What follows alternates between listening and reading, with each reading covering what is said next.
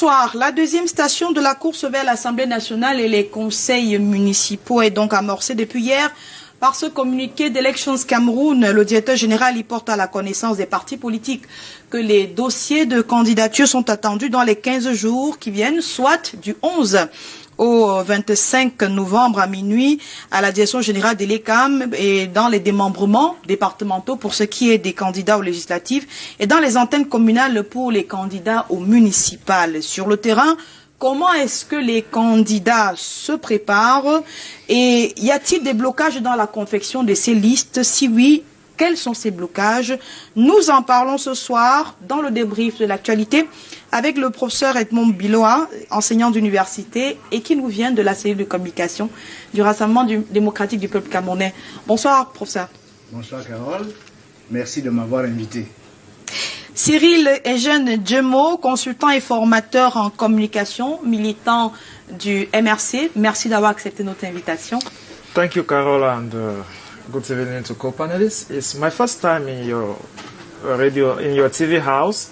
I want to seize this big opportunity to first of all thank the communication unit of the Cameroon Renaissance Movement for the Regional Federation of Southwest, the Divisional Federation of FACO, and the Communal Federation of Buea that have played beside my coming to this platform. I should also mention that when I was leaving Buea this afternoon, it was a sunny day, despite the fact that the town, since the death of the late Mayor Ekema Isunge, has been suffering from poor waste disposal. That is the only challenge we are having in town now. On Monday, there was Ghost Town, and so the thematic of today actually is it play within the context that they have given us 10 days for election. Are we sure we are going to meet up? D'accord, c'est de ça qu'on va parler. C'est pour cela que vous êtes parti de Buea pour être là ce soir. David Moukoudi, coordinateur des animateurs de terrain à l'ONG Un Monde à Venir. C'est une ONG très active dans le domaine électoral. Merci d'avoir accepté notre invitation ce soir. Je vous en prie, Carole. Bonsoir à vous, bonsoir à tous les co-panélistes et bonsoir aux millions de téléspectateurs qui nous regardent. Anani Rabier-Bindi, j'ai envie de dire bon retour. Bonsoir. Est-ce que moi, il me reste plus qu'à remercier le professeur Bilo, Monsieur Moukoudi, and welcome. Thank you. To be here with thanks. Alors, nous commençons par Cyril, justement. Certains militants des partis d'opposition décrivent depuis ce matin l'impossibilité d'établir un certain nombre de documents qui figurent dans la liste à présenter à l'ECAM dans le délai de 15 jours à venir, liste de candidatures. Est-ce que ça a été signalé chez vous? Yes, Carol, and the first of those documents is the residence certificate. Mm-hmm. Yes. The government of Mr. Biya want to challenge Cameroonians for once, especially those of the opposition party. Can you imagine that particular document, if you have a land, they are asking you for a receipt that shows that you have been paying tax on that land. Mm-hmm. They are asking you for the land tenure.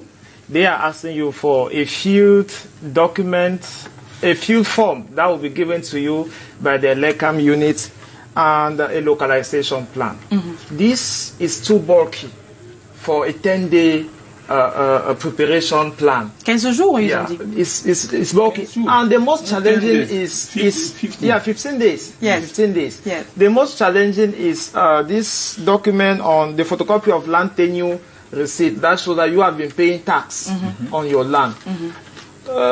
And the worst is that it applies also for those who are on rentage, those who are renting.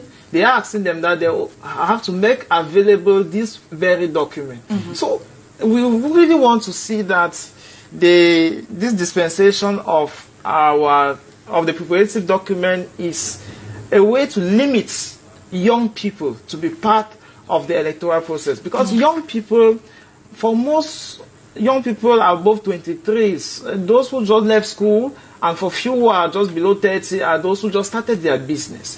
When you ask them a tax on rentage, where do they get those documents? D'accord. Most of the times it's only for people who have worked for long, for 10 years, and they have even started building houses. That is not all. You really permit me ask that we are witnessing with the divisional officer, notably of Bafoussam 1 and Douala 3, where militants have gone to certify their birth certificate, the photocopy of their birth certificate, and the divisional officer is not there.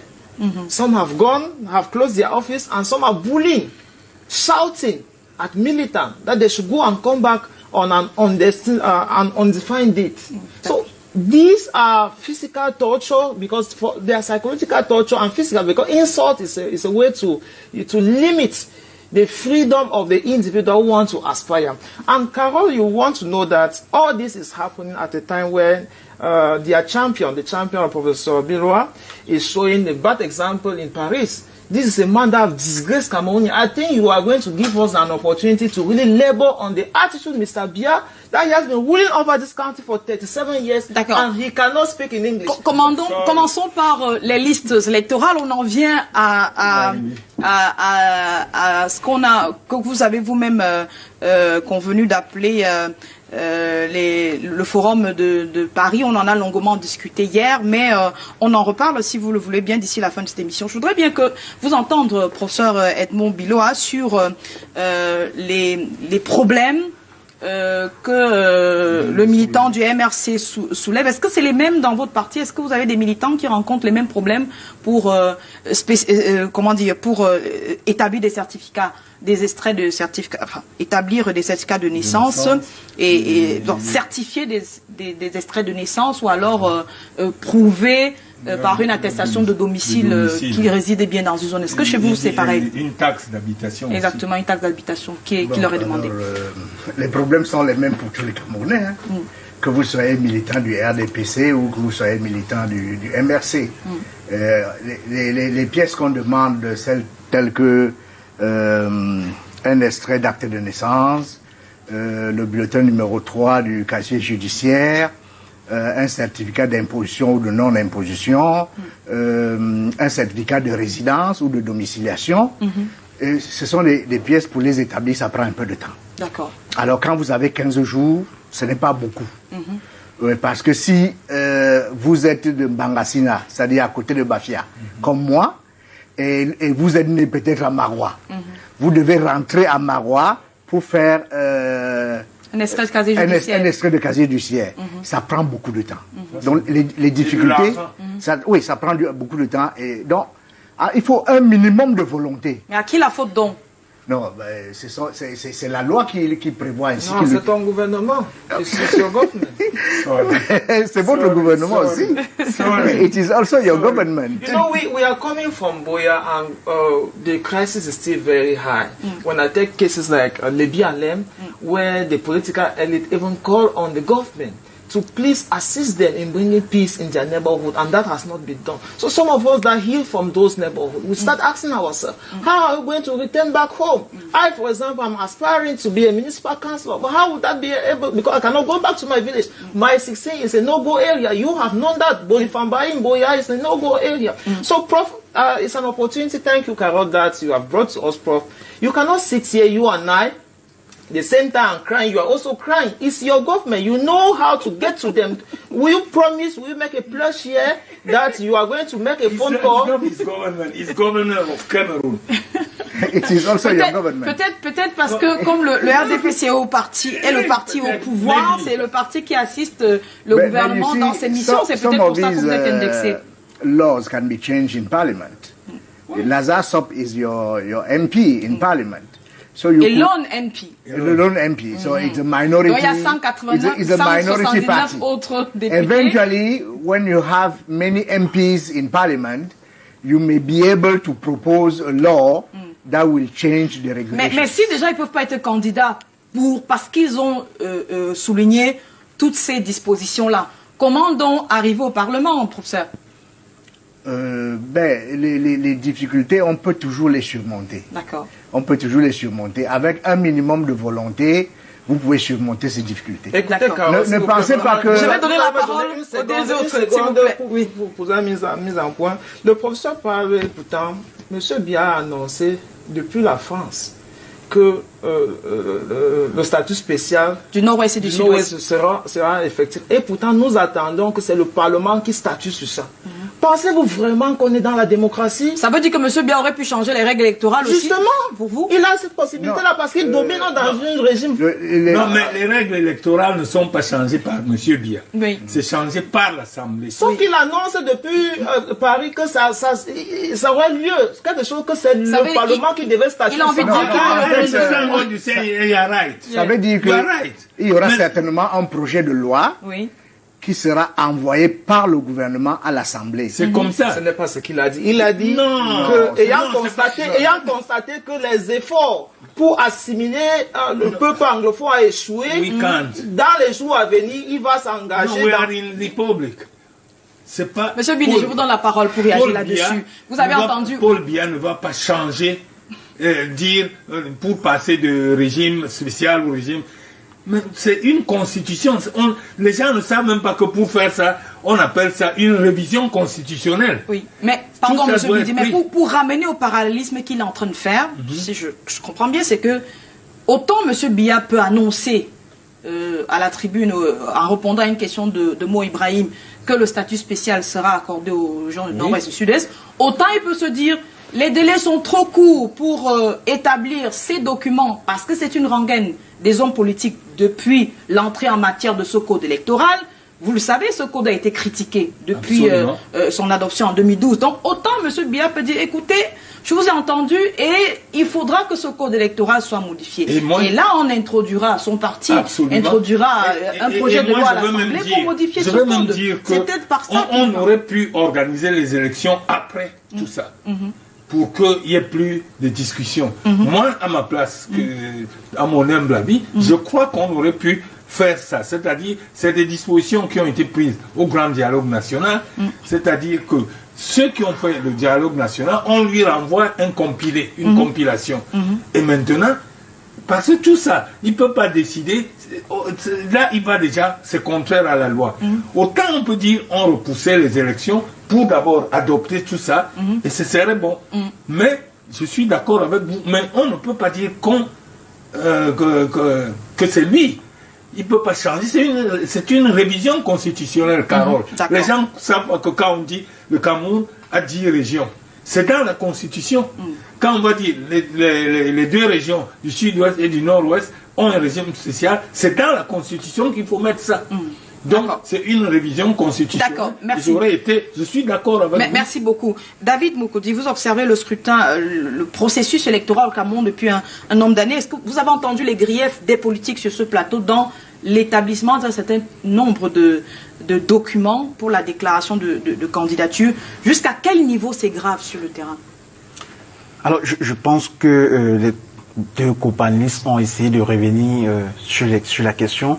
Déjà, il y a la question de la durée est un élément essentiel, c'est un problème fondamental. Je crois que, comme le professeur Bilo essayait de l'expliquer justement, cette durée, cette limite de 15 jours elle est vraiment très très courte.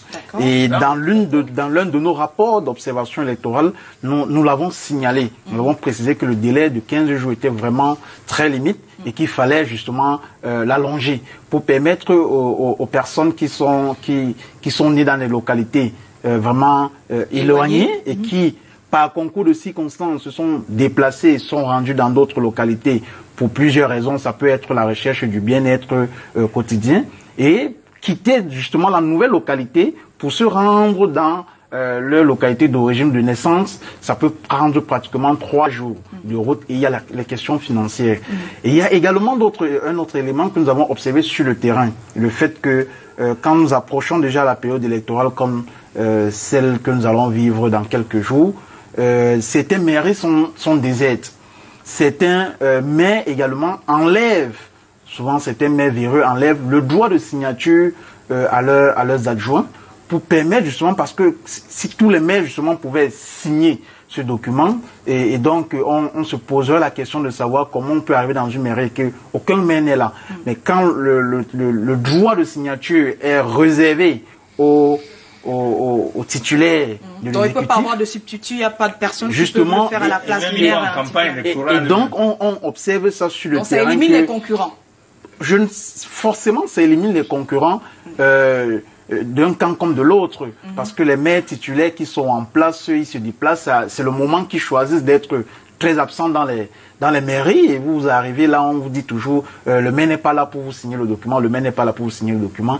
Et justement, certains candidats concurrents, et si c'est dans une mairie qui n'est pas gérée par leur parti politique, ils peuvent voir en cela un élément d'élimination ou un élément de concurrence déloyale.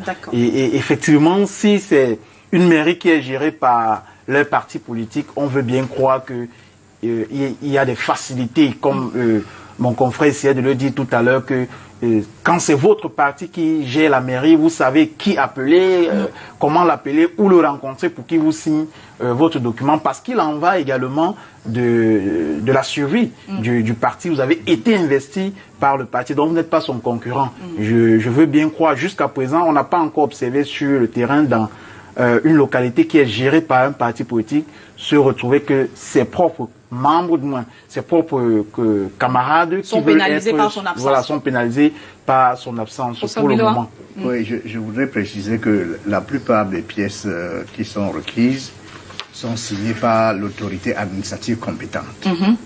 Donc, on n'a pas besoin d'aller à la mairie pour obtenir ces pièces. Il y a un extrait d'acte de naissance, un certificat de nationalité, le bulletin numéro 3 du casier judiciaire, la déclaration sur l'honneur, le certificat d'imposition. Pour l'extrait de casier judiciaire, vous n'allez pas ni à la mairie, ni chez vous. Vous allez au palais de justice. Vous allez au palais de justice. Tout à fait. Voilà. D'accord. Non, sauf qu'il y a des cas, il faut signaler, Carole, there are cases of people who have lost their birth certificate. For example, the case of Southwest, Muyuka, which is one of the isolated cases. Those places has been razed. Houses has been razed either through flame or whatsoever. We have heard news coming from that part of the country. So from those people now, if they have any aspiration, they are going to start thinking about going to the municipality, the council. So for those people, you cannot really undermine the fact that they will go back to the municipal council. Prof, I have you on this platform. I really want to ask you, have we not acted the secession of Cameroon by calling this election? Because though we are going in, and the various deadlines that have been put in place is already a limitation to some of us. But when I saw the letter of the GM of Elekam this afternoon, all he says about the Anglophone community is, well, exceptionally they are going to receive their document dans les antennes communales. Is that enough? We need a prolongation of the deadline. As we are talking, 3 days have been elapsed already. We are Wednesday, and the deadline is slated for the 24th. I mean, even if I have to travel to Kwakwa now, where do I get the car? Et puis il faut tenir compte des ghost towns pour les régions spécifiques du nord-ouest et du sud-ouest. Des journées où les gens ne sont pas appelés à aller dans la rue, à aller vaquer à leurs occupations par peur ou alors parce qu'ils ont simplement pas envie de sortir. D'accord, je vais permettre que le prof réagisse. Est-ce qu'on aurait pu se passer de cette élection maintenant, quand on sait aussi que les gens en avaient marre d'une prorogation de mandat, professeur Biloa? Oui, je pense que le président a pris sur lui d'organiser ces deux élections, l'élection municipale et l'élection législative, parce que en ce qui concerne l'élection municipale, il n'avait plus beaucoup de temps. C'est-à-dire qu'il aurait peut-être pu proroger encore le mandat des conseillers municipaux pour peut-être un mois. Oui, parce que c'est 18 mois que voilà, donc la loi lui la donne. Constitution lui demandait impérativement d'organiser les élections. Maintenant, pour les députés, il aurait pu proroger effectivement. Mais je pense que ça aurait été, de mon point de vue, une fuite en avant. Une fuite en avant. Ne pas organiser les élections aussi, ça veut dire que les troubles au nord-ouest et au sud-ouest ont consacré de fait l'arrêt du fonctionnement de l'État. Et donc, il fallait organiser les élections pour que l'État continue à fonctionner. Parce que si on n'organise pas les élections, ça veut dire qu'en fait, on joue le jeu de ceux qui ont organisé les troubles au nord et au sud-ouest, parce que leur objectif, c'était d'arrêter le fonctionnement de paralyser cette partie de paralyser l'État. Bon, on ne peut pas faire d'omelette sans casser les œufs. C'est sûr qu'il y a des dommages collatéraux, mais j'imagine que aussi bien l'ECAM que les autorités administratives compétentes vont prendre des dispositions pour faciliter l'obtention des documents requis. Donc, ces difficultés-là sont rencontrées par tout le monde. Aussi bien les militants du RDPC, le parti au pouvoir, que les militants des autres partis. Donc, en fait, personne n'est favorisé. Ce qu'on peut regretter, c'est que la paix ne soit pas revenue totalement au nord-ouest et au sud-ouest. C'est pas tout, hein. Pardon? C'est pas tout, parce que récemment, on a nommé les nouveaux sous-préfets qui ne maîtrisent pas l'aspect socio-politique. Par exemple, je prends le cas que j'ai eu l'honneur de recevoir à Boya, le sous-préfet Abba Abdourahman, qui n'a que 37 ans. Par rapport à son prédécesseur. Vous aussi, vous êtes jeune, mais vous n'avez pas dit que vous ne maîtrisez pas votre chapitre. Non, lui, est-ce que la jeunesse il sort de Banguen qui a des réalités différentes de Boya. Mais s'il vit au Cameroun et qu'il est administrateur civil, écoutez, Carole, vous n'allez pas soutenir le professeur pour... Je ne soutiens pas, mais je ne veux pas... de pointer ici, c'est que le gouvernement est dans une machine. Oui. Ce n'est pas anodin. Oui. What is happening is a plan game. And so Prof cannot be playing. Donc bouger les sous-préfets et tout, c'était toujours pour vous un argument pour vous. They promised to us that they are going to give us a special status, which has been re-echoed right from Paris. And so the minimum could have been that they should remove those occupational administrators from the land and give us the possibility to only have jointly elected representatives, because when Mr. Biya was pointing out the specificity of the Anglophone community, what he really meant is that we are comfortable when we vote our leaders. That is exactly what he meant. Just that they have said again, those administrative authorities, what is their role in our territory? That's the question we are asking ourselves. D'accord. Non. Anani Rabibindi, je vous donne la parole tout à l'heure, David Moukouzi. I can't accept that. Ce n'est pas ce qu'on appelle régime spécial.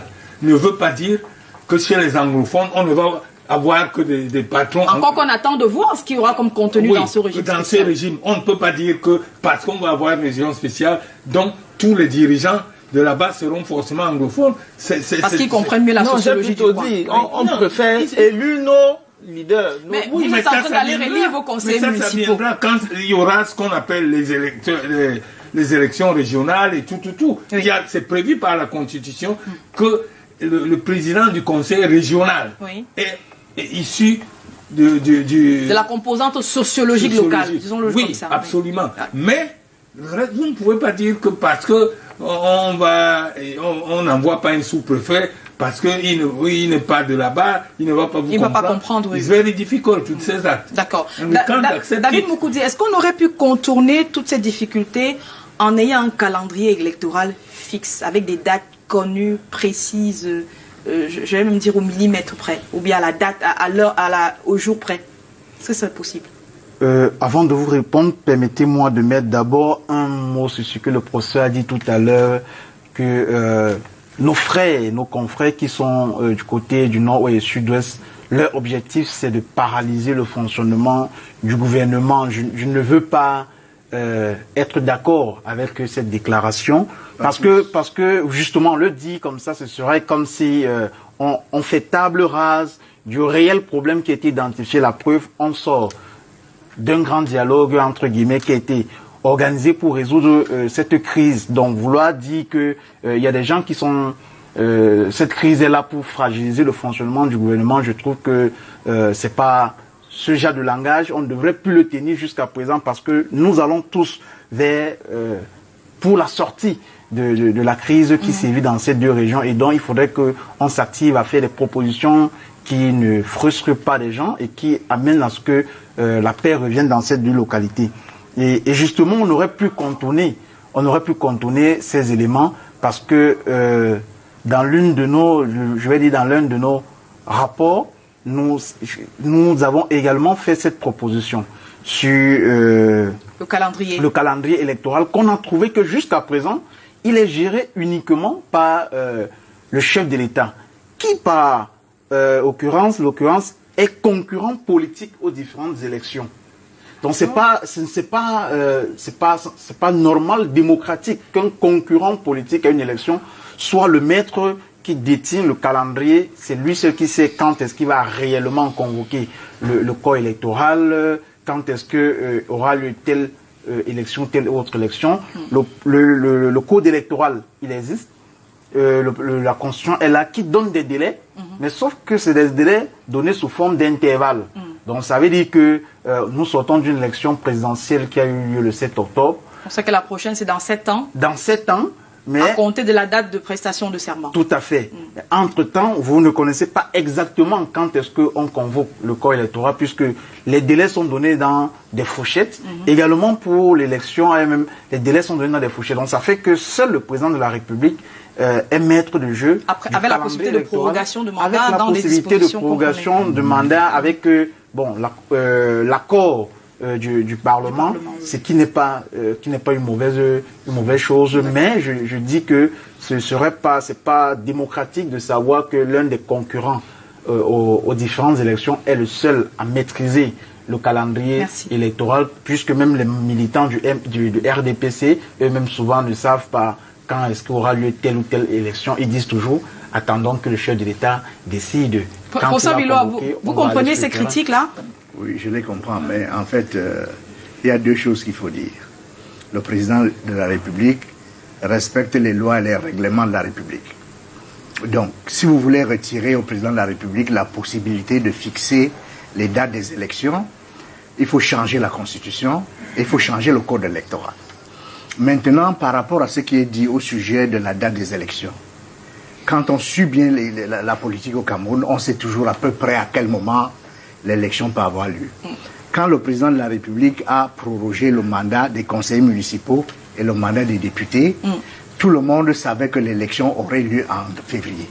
D'accord. C'est-à-dire entre le 5 février et le 20 février. Mais pour les députés, pardon pour ça, je vous coupe pas, mais pour les députés, est-ce qu'il était encore possible de proroger? Oui, il était donc, possible. il aurait pu proroger et ne pas convoquer le corps. Oui, il aurait pu proroger. Et donc, les militants ne savaient pas s'il allait le faire ou pas. Oui, mais les militants ne savaient pas s'il allait le faire ou pas, mais les militants, les partis politiques qui sont bien organisés, sont toujours prêts. Parce que l'incidence, professeur, excusez-moi de vous couper, l'incidence c'est que l'article 165 qui parle de la déclaration de candidature dit qu'elle s'accompagne simplement pour le premier cas d'un extrait d'acte de naissance qui peut être établi datant de moins de 3 mois. Oui, ça veut dire qu'un militant qui sait de manière chirurgicale qu'une élection aura lieu le 9 février, c'est qu'il a, en rétropédalant, il retrouve la date de dépôt de candidature et peut donc aller se faire établir un extrait d'acte de naissance sans craindre, comme on l'a dit tout à l'heure, l'absence des maires ou alors l'indisponibilité des autorités locales. Mais quand ce militant ne sait pas si le corps électoral sera convoqué ou pas, ne sait pas si les mandats seront prorogés ou pas, qu'est-ce qu'il peut donc faire pour ça? C'est donc ça qu'on parle en termes de fluctuation du calendrier qui dépend toujours du président. Gouverner, c'est anticiper, c'est prévoir. Oui. Quand vous connaissez les mécanismes par lesquels on fixe les dates des élections, et quand on sait déjà qu'il y a eu prorogation, on peut savoir exactement dans quel intervalle... Puisqu'il peut y avoir aussi une autre prorogation. Oui, même s'il y a prorogation... Au moins, vous seriez déjà préparé. Oui, même si le document est caduc. Bon, ce sont les aléas de la politique. Maintenant, si les autres partis veulent changer les textes réglementaires, les lois et les règlements de la République, il y a plusieurs façons de le faire. Soit un de vos candidats devient président de la République, soit vous avez la majorité à l'Assemblée nationale. C'est le cas avec Kanto. Kanto, il a été élu en 2010. C'est ce que vous dites. Le Conseil constitutionnel a proclamé le président de la République. Le candidat du RDPC a You saw the mammal crowd that came out to greet him. Have you seen any of such crowd behind any the parliamentarian or even the head of state himself? Oui, en 92 avec Jean Bouzi, he was an eroded environment with people. Most of the people were there. La loi vous interdit de dire président élu. La loi vous interdit ça. Vous avez interrompu le professeur Biloa quand il parlait des modalités. He's the one who said if Supreme Court decide, you can have not to do it. L'instant de Transparency International est toujours dans ma tête. Quand ces messieurs-là sont tous, les chasseurs sont venus tous devant l'écran pour nous dire qu'ils étaient là pour représenter la communauté internationale. Nous avons ces images-là. Vous avez interrompu le procès de loi. Dès qu'il va terminer, vous allez apporter vos critiques. Merci. Allez-y. Listen to what I had to say. C'est compris. Dans les modalités de changer la loi, vous l'avez dit. Yes, I mean, if you want to change the laws of Cameroon, you have to win the president of your party should be elected the president of the republic, or if you have the majority in parliament, then you can change the laws of the republic. In the meantime, you have to abide by the laws of Cameroon. Donc, compétir avec cette loi, même si vous estimez qu'elle n'est pas bonne, vous compétissez avec. Non, mais on nous dit, même quand les lois vous paraissent mauvaises, vous ne devez pas vous mettre en travers. D'accord. David Moukoudi, vous vouliez dire quelque chose sur la question? Oui. Ce que je veux dire, c'est que cette excuse, vraiment, moi, je la trouve échappatoire. C'est comme si on est en train de dire, je sais, les politiciens, ils pensent que celui qui est au pouvoir, c'est lui qui fait la loi. Donc, ça veut dire qu'on oublie, on écarte l'idée selon laquelle nous devons avoir des textes réglementaires qui sied au moins à tout le monde, sinon qui permettent justement aux citoyens de s'y retrouver. Mais on ne peut pas avoir des textes réglementaires que non seulement les partis politiques se plaignent de ces textes, la société civile se plaint des textes, les citoyens eux-mêmes se plaignent de ces textes et le parti qui est actuellement au pouvoir continue à faire croire que... la qualité pour modifier parce qu'elle a une majorité. Effectivement, continue à faire croire qu'il faut gagner l'élection, que celui qui veut changer, qui gagne l'élection, qu'il aille au Parlement, qu'il soit président et qu'il modifie. Donc ça veut dire que on ferme les oreilles sur les cris des citoyens, on ferme les oreilles sur les cris. Les citoyens du RDPC ne crient pas. Oui, sauf qu'on connaît aussi très bien que les élections ne sont pas gagnées par le RDPC dans la majorité des Camerounais qui sont en âge de voter. Et même ceux qui sont inscrits sur le fichier électoral, on l'a vu en 2018.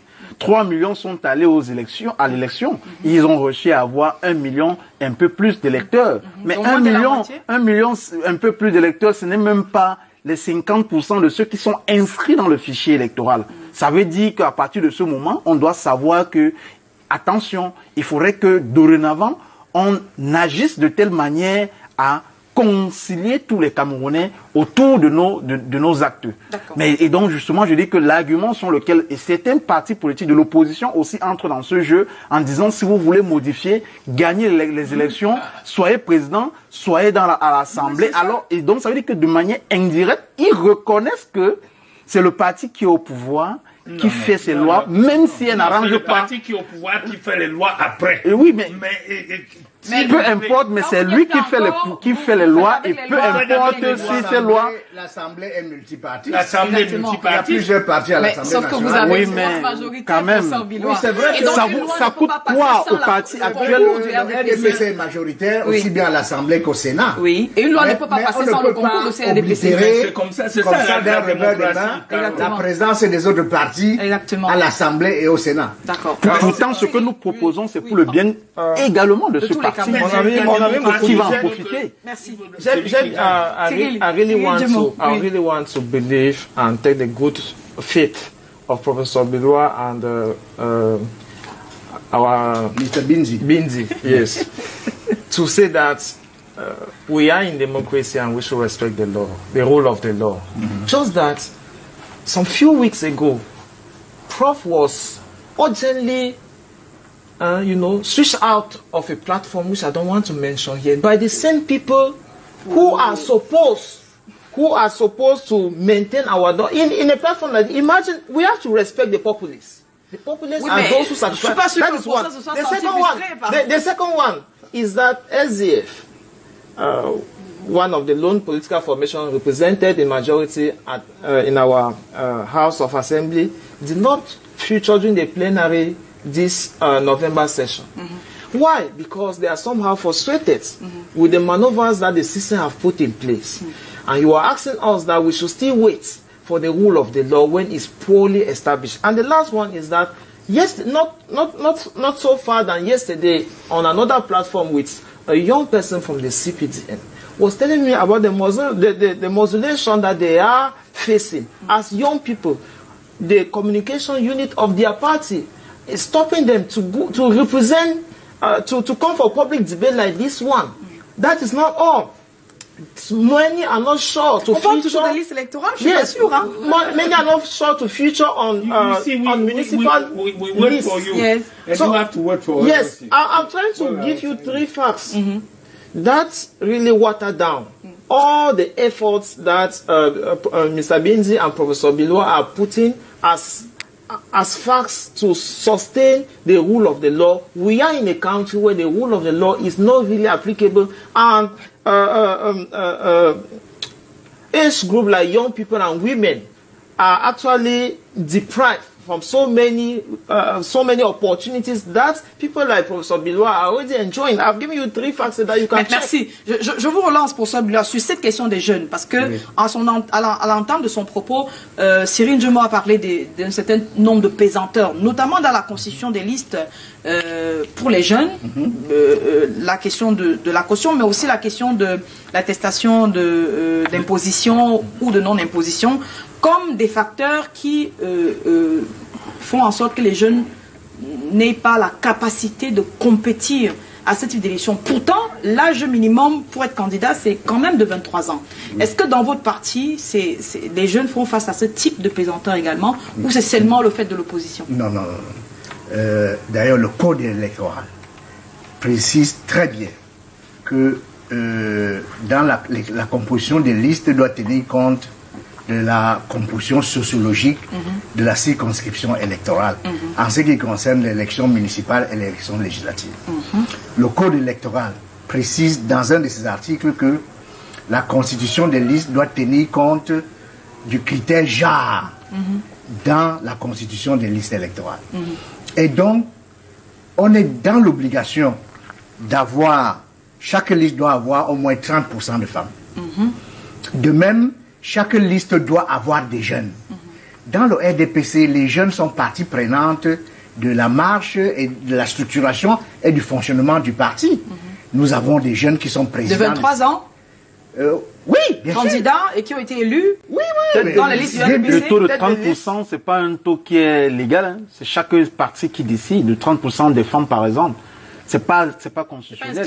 C'est même ni dans le code électoral. C'est dit par exemple que c'est une disposition prise par le RDPC. C'est une disposition prise par le RDPC. Et qui n'est pas. Mais le code électoral précise qu'il faut tenir compte de la composition sociologique et du genre. C'est bien précis. Donc, on peut aller jusqu'à 50%. Tenir compte du genre, ça veut dire qu'il faut suffisamment de femmes représentatives. Pas pour saupoudrer et pour faire... Non, il faut que les femmes soient représentatives. Oui. Il faut que les femmes soient représentatives. Et donc, ce qu'on dit là, ce n'est pas tout à fait vrai, qu'on ne fait aucun effort pour que les jeunes participent à la vie politique du Cameroun. David Moukoudi, oui, dans les précédentes élections, vous avez eu l'impression qu'il y avait beaucoup de jeunes qui compétissaient, et des femmes, notamment du parti du professeur Bilwa ou même de l'opposition? Bon, oui, à l'élection présidentielle, on a vraiment eu ce sentiment.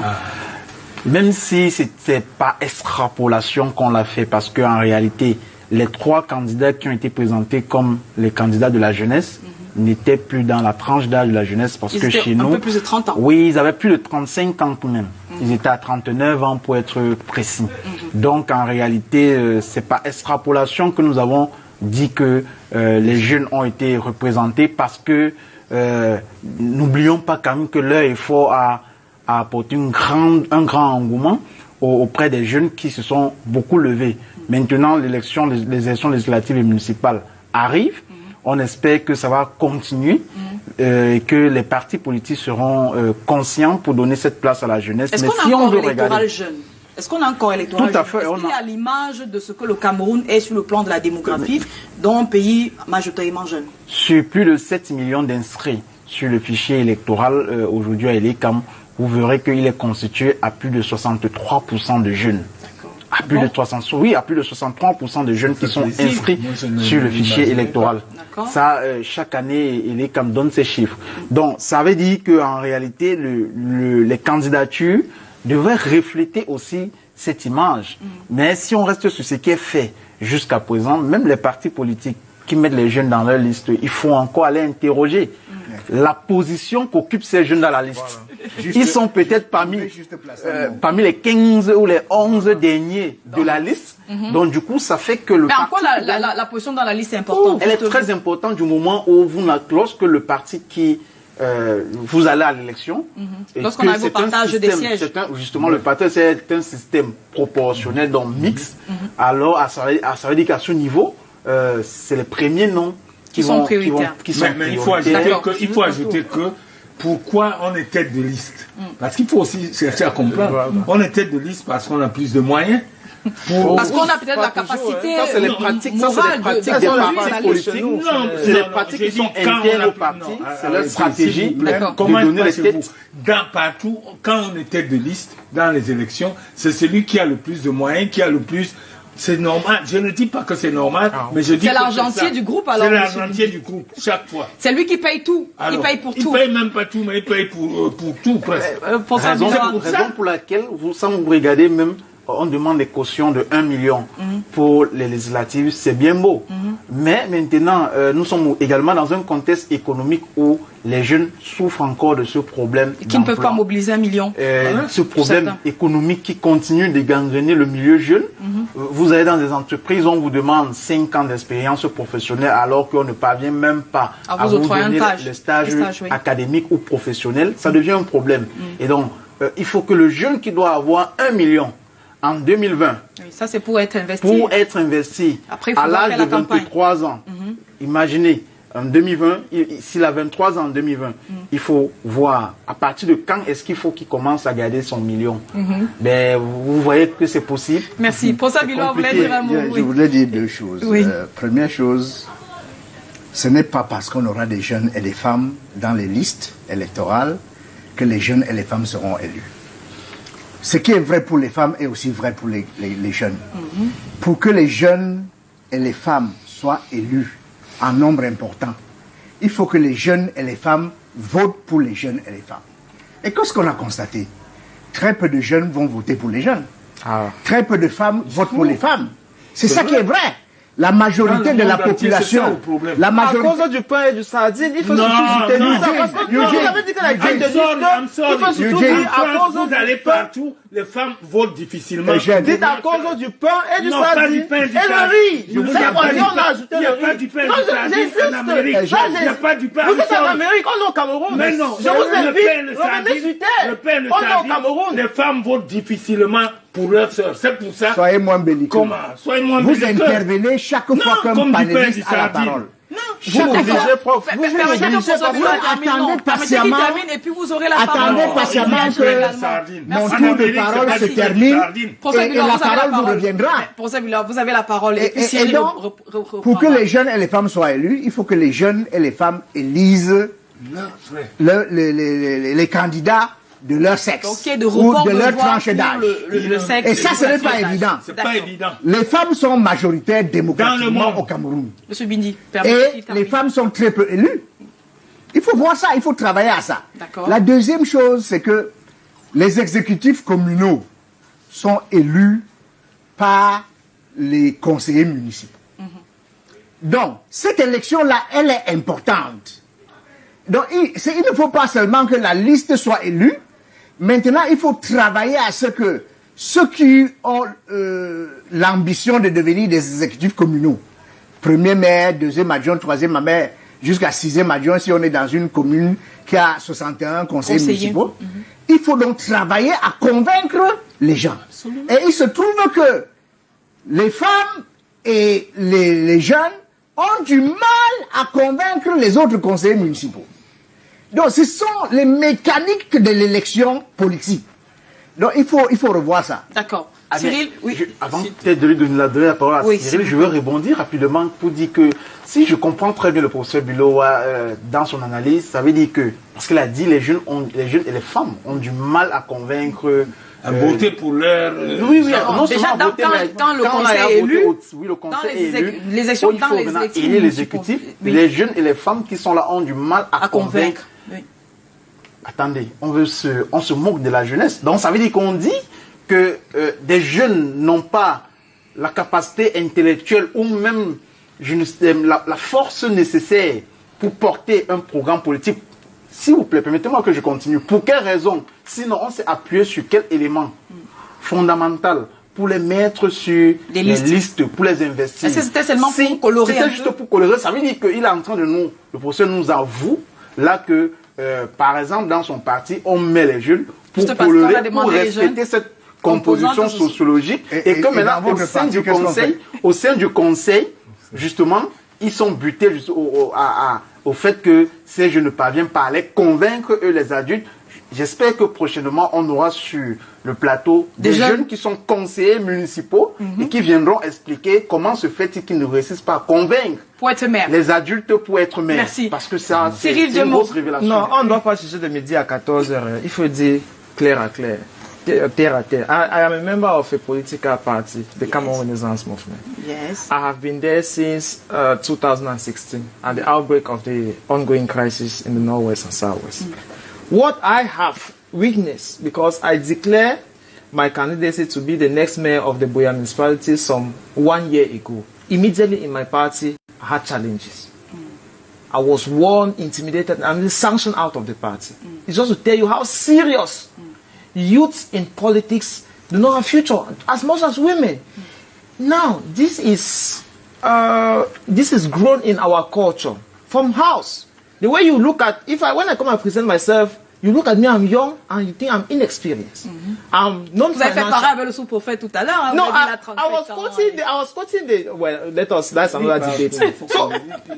So what I'm trying to explain here is that already in the midst of the political party, there is that challenge to recognize the place of the young people. And that is where the law was supposed to intervene. Because if the law really stated that among the first 5 names, there must be a young person and a woman, that automatically puts some barriers to those men that think that because of money, their financial wealth, they can intimidate the electorate. That is what we are talking about. At least the 63%, I mean the 7 million 63% du corps électoral jeune. Yes, who are ready to vote come February 19, 2020, could be, this number could be double if they did not send the militant of the Cameroon Renaissance Movement to Konengi. We were unjust because that is a battle that we started. We can't accept all that. No, Mr. Binzi, you really have to accept with me because I want to establish some few facts, and I will take just some few seconds. I want to tell you that since May 2018, the Cameroon Renaissance Movement embarked on a serious campaign where we're mobilizing Cameroonians. Pour s'inscrire sur les listes électorales. I mean, well, that the registration ends every August 31st. That is a very moment. Mais on parlait bien de la révision et non de la refonte. Hein. Ça veut dire qu'ils auraient pu s'inscrire l'année d'avant aussi et figurer sur les listes électorales. Could have been improved if we are, and especially of young people. Why am I coming back to that fact? Because recently, I have been meeting young people to ask them, where is your, because I've noticed that if you don't have a voter's card, you are not useful to me at this point. So if I tell that out of 10 young people I meet, and my work is a marketer, so I'm basically on the field every day. Every 10 young people I meet in Buea, practically 2 or 3 have voter's card, the rest do not have.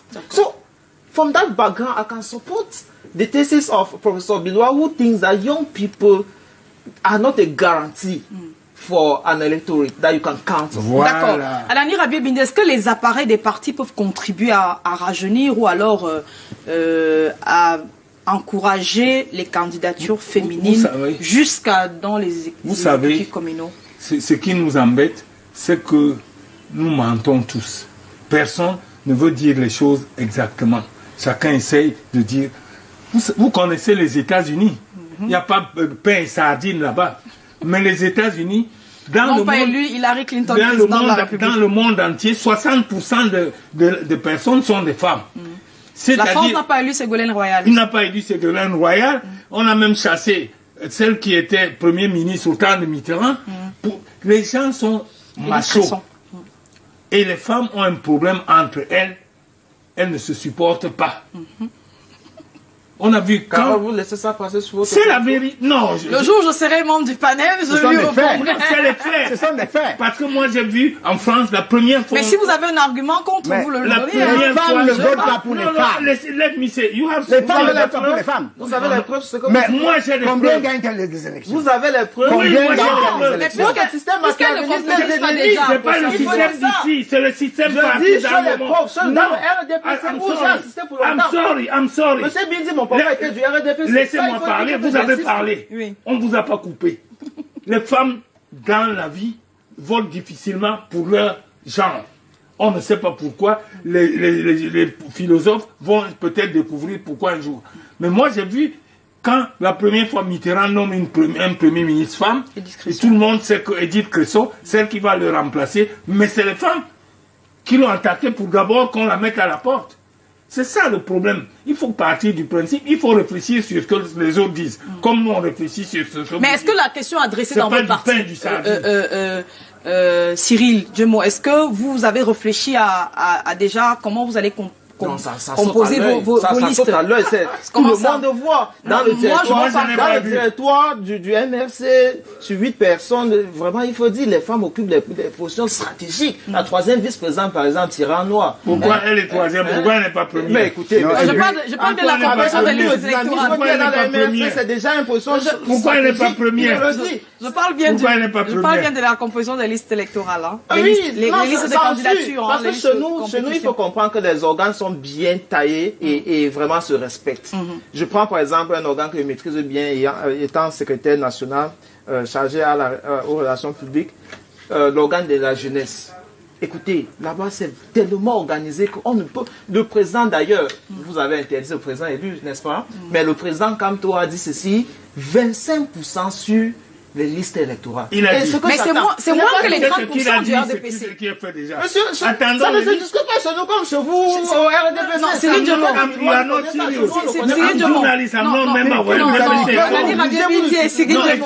Excusez-vous. Pardon.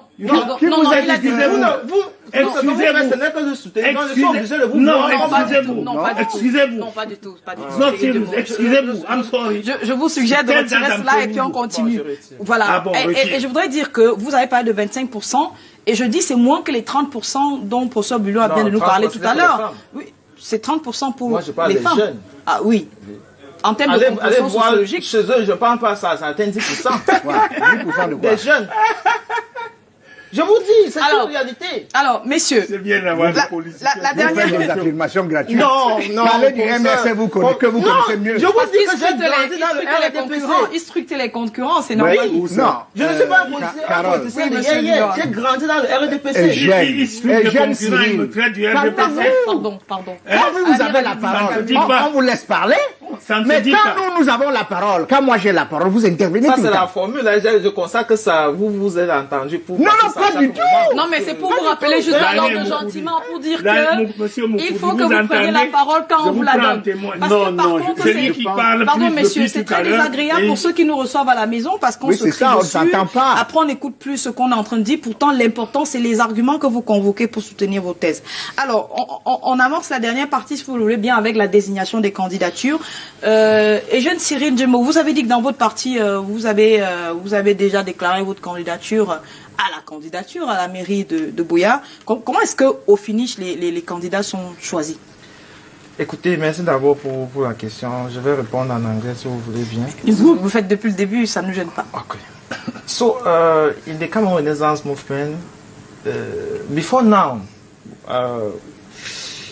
it was a bit difficult because they were looking for those who have money, But with the recent decree that our president, Professor Kamto, signed, that calling on all Cameroonians on all walk of life, that they should come, they should mobilize themselves and come. Even non-politician, he is going to secure a good place on electoral list. And so, from that perspective, Carol, you will see that everybody is actually convened, which is different. It is unseen.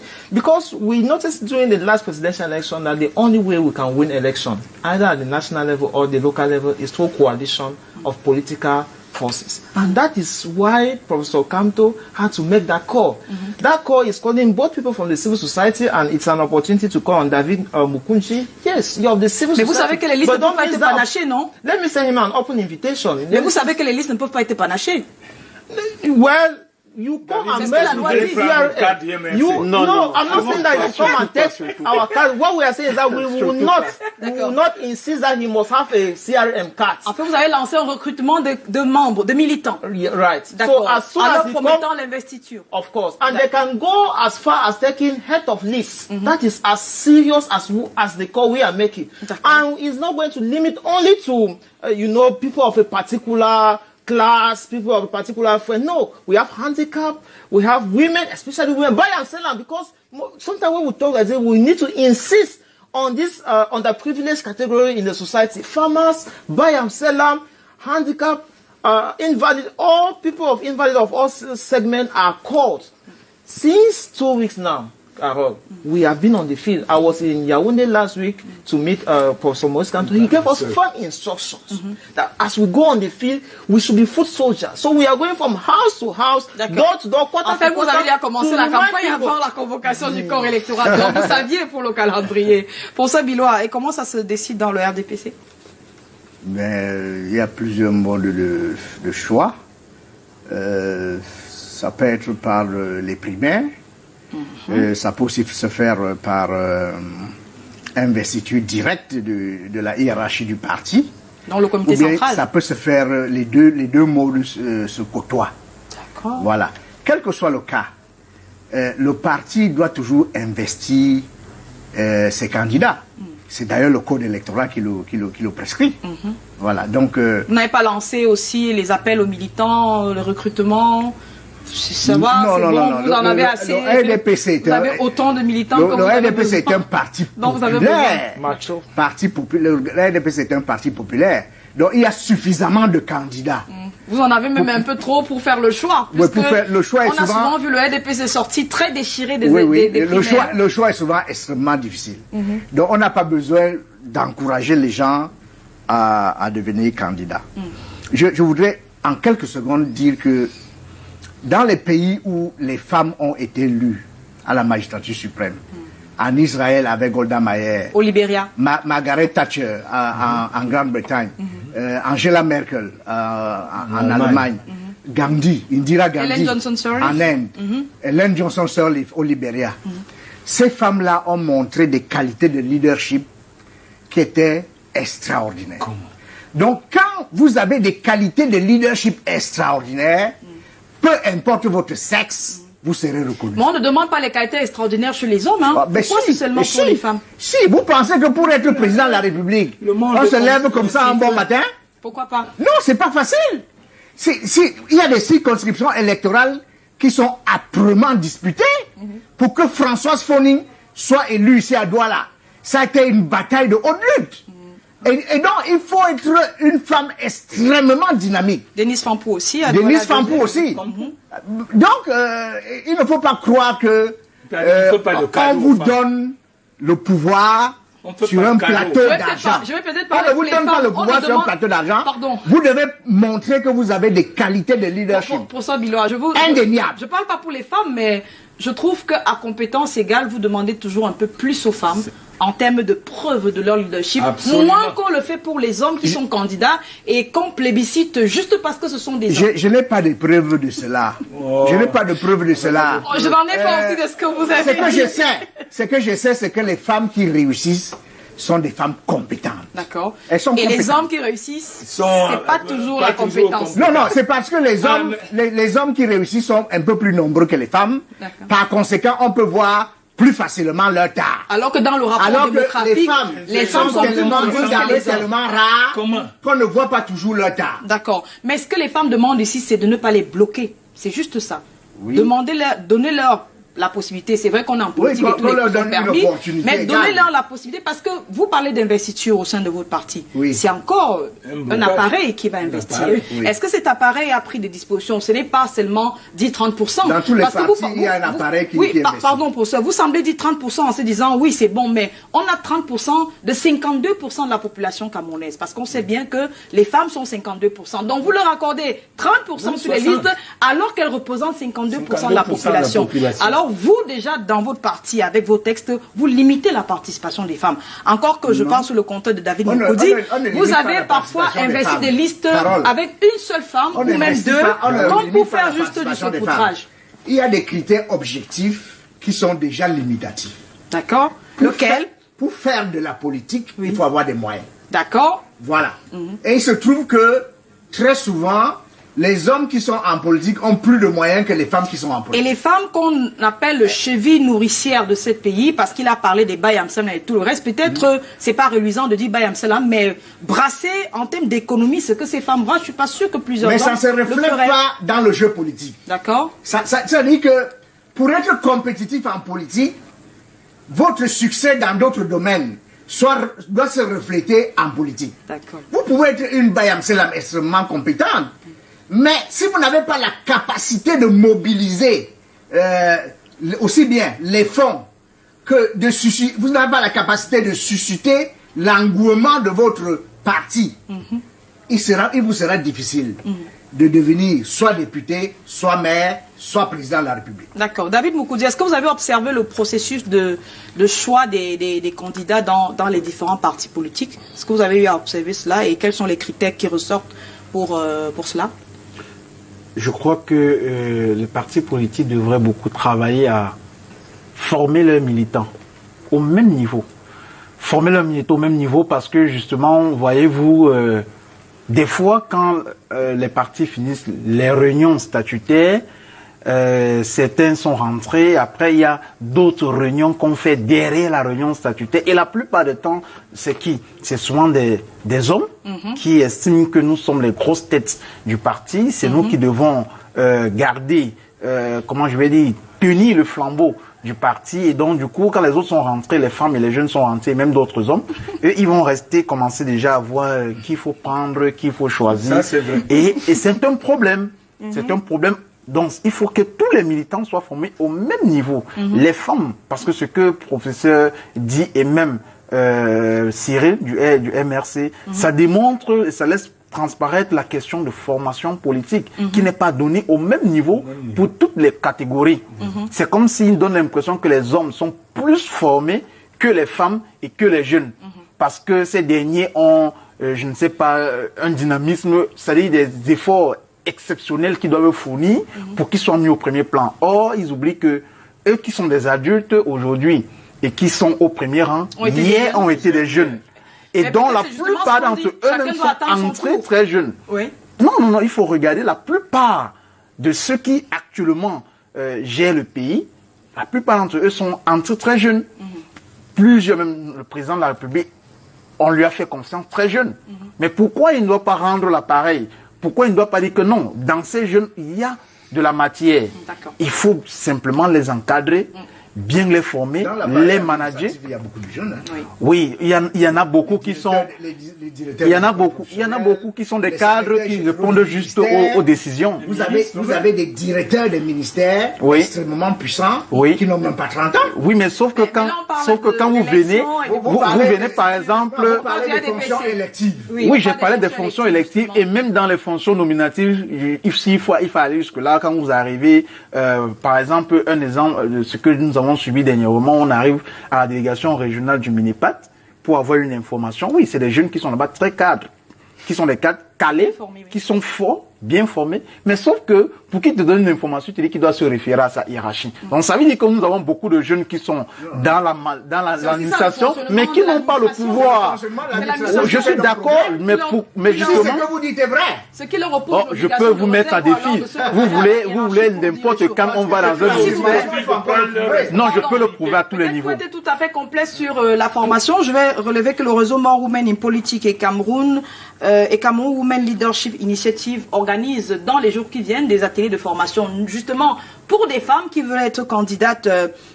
C'est un atelier national d'assistance électorale en direction des femmes candidates potentielles au double scrutin législatif et municipal du 9 février 2020. Ça veut dire que si les femmes, y compris de votre parti, de tous les partis politiques qui aspirent à être candidates, elles peuvent se rapprocher de cette association pour se faire aider, assister non seulement dans le montage de leur dossier, mais dans comment est-ce qu'elles peuvent mener la campagne. C'est des initiatives que les partis auraient pu mener. Est-ce que vous le faites en interne, professeur Bilois? Oui, ça se fait en interne. Ça se fait en interne. Il y a des réseaux de femmes au sein du RDPC qui interviennent dans tous les domaines de la vie publique et qui encouragent les femmes au leadership. D'accord. Dans le MRC, est-ce que des initiatives comme celle du professeur Justine Diffo sont mises en place aussi pour vous? Oui, justement, il faut dire que le RDPC copie l'académie du parti à partir du MRC. C'était en 2017 que moi je fus l'un des premiers. Le RDPC antérieur, ouais. Non, ils ont copié, c'est plus tard. C'est plus tard qu'ils lancent l'académie du RDPC. Vous avez déjà entendu parler de l'école des cadres du parti? Non, ça c'est... Vous avez entendu parler de l'école des cadres du parti? Votre père! Voyez vos actes! Si vous avez... Je suis journaliste. Voyez vos actes. Mon rôle ici, c'est de vous remettre dans l'ordre. Je dis ce que je voulais dire. L'école de cadre du parti de RDPC. Tu vois, le temps est fini. Et bien avant, il y avait celui de l'UPC, 5 avant l'école de l'UPC. Vous savez, avant 2018, j'ai le discours que professeur Bilois tient à la vie des femmes, qui est très radical à mon sens, et surtout à mon parti. Non, tenez. Pardon, il nous reste une minute. Par exemple, le titre foncier à la maison, qui détient ça? Les femmes n'ont pas accès à la terre. Ah, oui, mon titre foncier, il y a le nom de ma femme et le mien. Bah, il faudrait que les autres hommes comprennent ça. À la maison, c'est la femme qui est vraiment le leader. Mais sauf que l'homme, l'homme passe son temps à tenir qui détient le titre foncier. avec son nom, c'est ça? C'est ma femme. Oui, son nom est sur la Merci. Je vous donne rendez-vous demain, je vous l'amène. Pardon, merci. Merci, monsieur. On va terminer là-dessus. Je vous en prie. Merci pour ce Bilois d'être venu. C'était très important pour nous d'avoir Je vous remercie, Carole, de ces éléments-là. Vous avez été très instructif pour nos téléspectateurs. Cyril et Jeanne, Dieu vous merci à vous. David Moukoudi, s'il y avait un plaisir que vous reviendrez. Je vous permets, vous, de dire un mot parce que vous avez le moins parlé sur ce plateau. Collins me dit qu'on peut prendre 30 secondes de David Moukoudi. Oui, en fait, ce que je voulais dire, c'est relever que vraiment, dans la situation actuelle, la position chez nous en société civile au monde à venir, c'est que l'élection, vraiment, nous n'encourageons pas, nous ne prenons vraiment pas que dans la situation actuelle où le Cameroun se trouve, qu'on ait des élections parce que nous serons en train de violer le caractère universel du droit au vote. Qui est un caractère... Le droit est convoqué. Le corps, il est déjà convoqué, on va faire avec, mais je voulais quand même le souligner pour que les uns et les autres comprennent très bien que la société civile reste cohérente. J'espère que vous n'avez pas appelé au boycott. Non, nous ne pouvons pas appeler au boycott, c'est le travail des partis politiques parce que nous ne concourons pas à un poste quelconque sur le travail des partis politiques, mais je puis vous rassurer que si l'essentiel des partis politiques appellent au boycott, nous allons nous aligner. Ne serait-ce que pour, bien sûr, ne serait-ce que pour sensibiliser les populations par rapport à cette question. Donc, merci. Merci beaucoup, messieurs. Je vous souhaite une bonne soirée. Le journal de Canal 2, c'est dans quelques minutes. On reparlera encore de ces déclarations de candidature aux législatives et aux municipales. Moi, je vous reviens demain avec d'autres invités et un autre sujet d'actualité à débriefer. Bonsoir.